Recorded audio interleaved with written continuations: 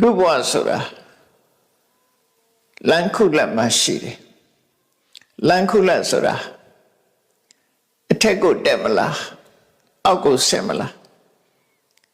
လမ်းနဲ့တွေ့ရှိတယ်ပေါ့အထက်တက်ခြင်းလည်းပဲတက်တဲ့နီလန်းနေလူဘဝမှာရှိတယ်အောက်ဆင်းခြင်းလို့ကတော့နီလန်းတောင်ရှာစရာမလိုဘူးအလွယ်တကူဆင်းသွားတာအဲ့လိုလမ်းနဲ့တွေ့ရှိတဲ့ထဲမှာ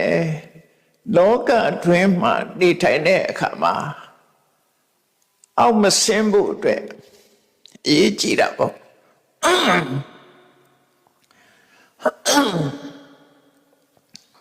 ပင်ကိုကပါ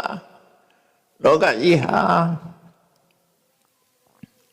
မတည်ငြိမ်ရတဲ့အထဲရွှေ့ရှားပြောင်းလဲနေကြတဲ့အထဲမှာ